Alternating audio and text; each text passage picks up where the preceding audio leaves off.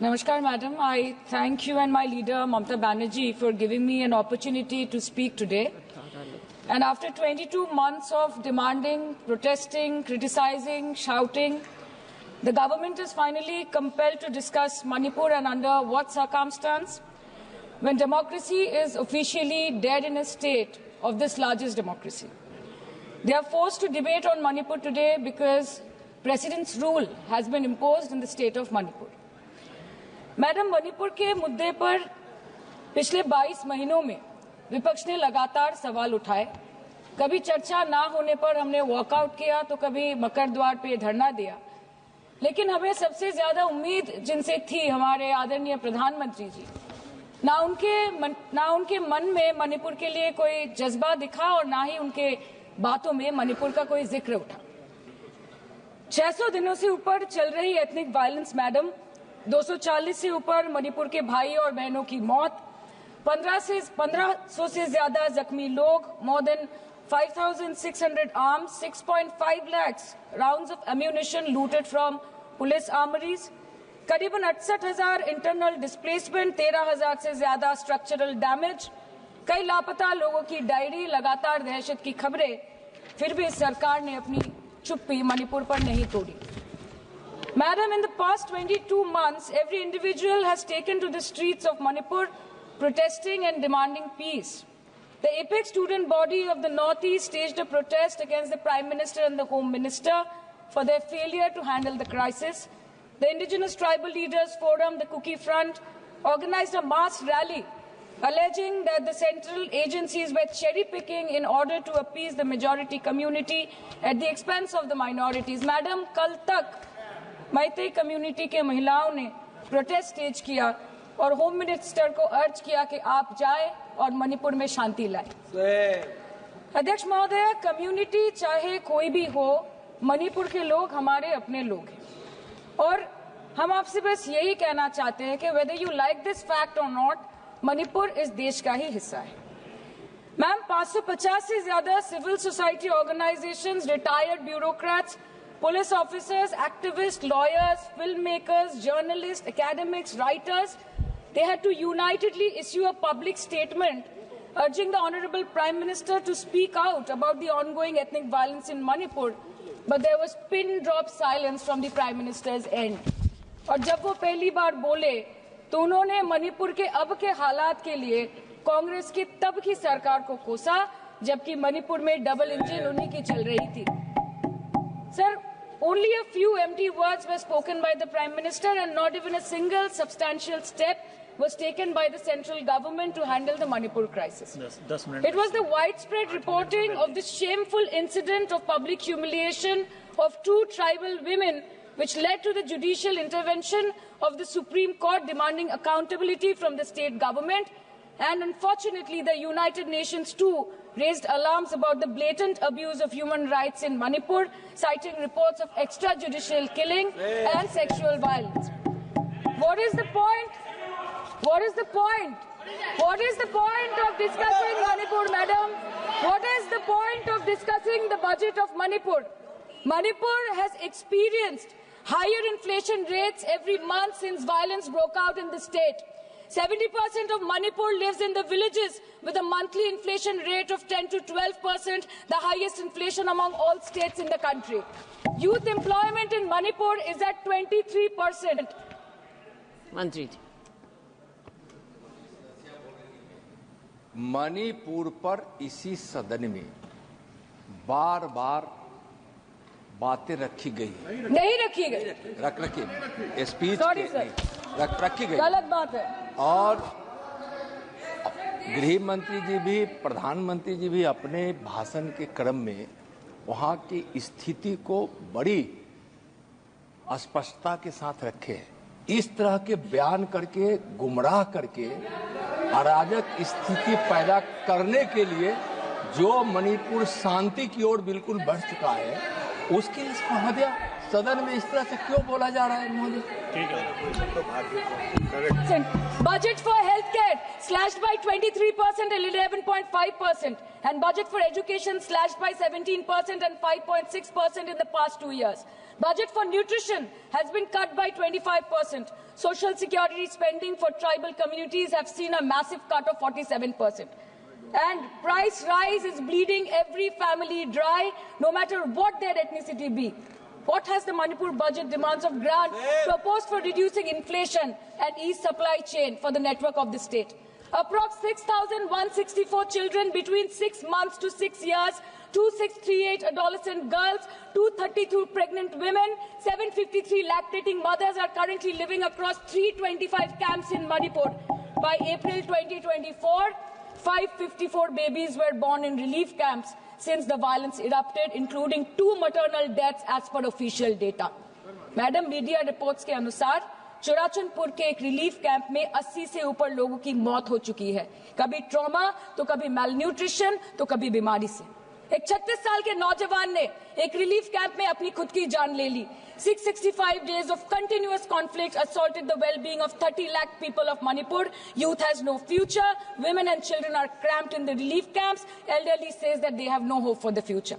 आज बंगाल में एक मच्छर भी मरता है तो बीजेपी वाले वहां पे प्रेसिडेंट्स रूल बोल के चिल्लाते हैं, लेकिन जब तक आपके डबल इंजन राज्य में आपके ही मुख्यमंत्री ने इस्तीफा नहीं दिया, तब तक आपको ख्याल नहीं आया कि जिंदगी धूप तुम घनास आया। Madam, my humble question is, if president's rule was the solution, why was it not imposed months ago, when people were continuously dying and houses were set ablaze? After allowing Manipur to burn for months, today you are here with a bouquet of rosy promises.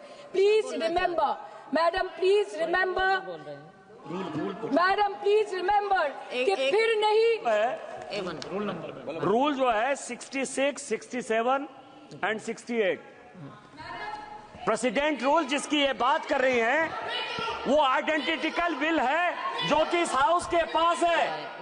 President rule पर discussion होने वाला है, इसीलिए इनको finance bill पर केवल finance की बात करनी है। नो प्रेसिडेंट रूल पर बात होनी है। वो बिल यहाँ है, वो बिल यहाँ है। Madam, after allowing Manipur to burn for months, today you are here offering bouquet of rosy promises. Please remember, फिर नहीं बसते वो दिल जो एक बार उजड़ जाते हैं गालिब, कब्र कितनी भी सजाओ कोई जिंदा नहीं होता। Please remember this. Madam, this was imposed not to restore peace, but to salvage the BJP's political reputation after months of inaction. This is the truth. This is the truth. प्रधानमंत्री जी ने 2022 जनवरी के बाद मणिपुर में अपने कदम नहीं रखे, लेकिन इस बीच 40 बार इंटरनेशनल और 244 बार डोमेस्टिक ट्रिप्स लगाए। Amit Shah ji, honourable home minister, सिर्फ 2 बार गए। माननीय प्रतिरक्षा मंत्री 1 बार गए। माननीय वित्त मंत्री और पार्टी प्रेसिडेंट तो गए ही नहीं। There's a saying called narrow fiddle while Rome burned, अर्थात आग लगी बस्ती में, साहब अपनी मस्ती में। मैडम, सिर्फ एक ही बात बोलनी है कि पापा दूसरे देश की वॉर रुकवा सकते हैं, but why was not a second given to comfort the people of Manipur?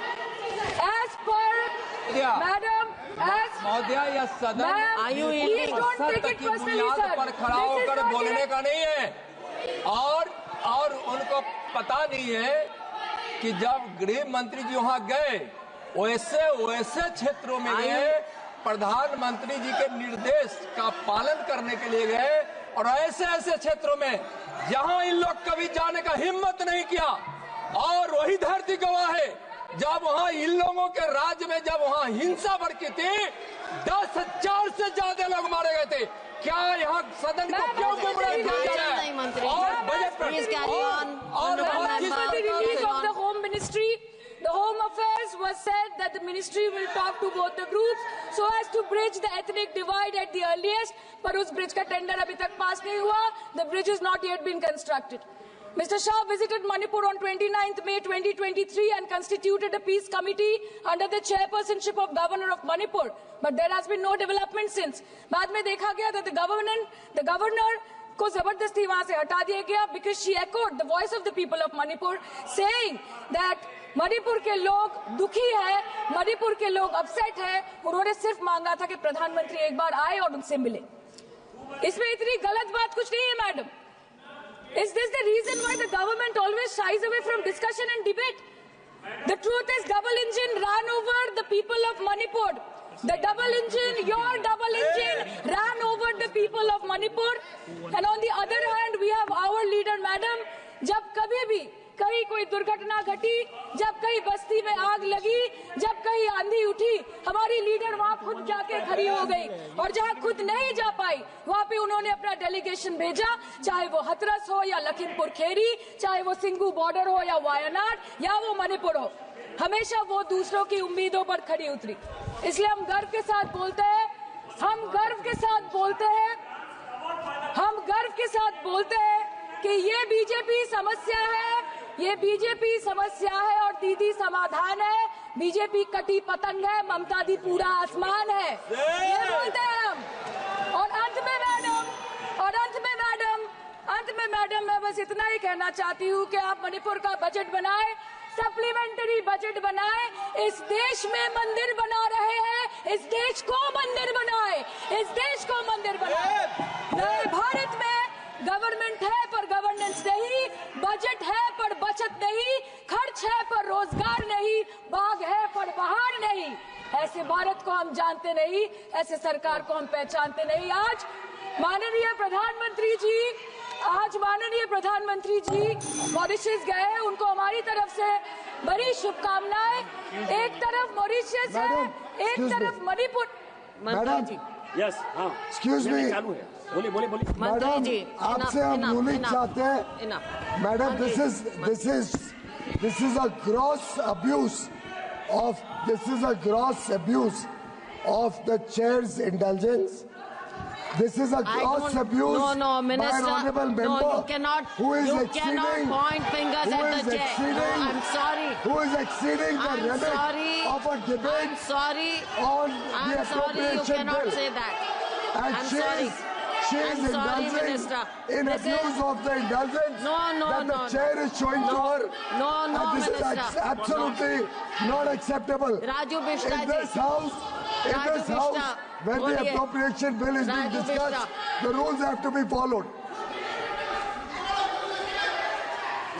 Raju Bishta. Please give us a ruling on 218. Honorable member Give is us a ruling on 218. Honorable member is referring to 218. Yeah. That is appropriation.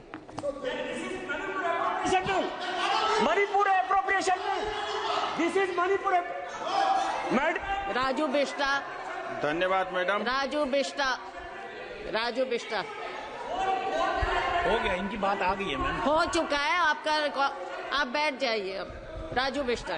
धन्यवाद। हो गई बात, आ गई record पे, आ गई। राजू बिष्टा।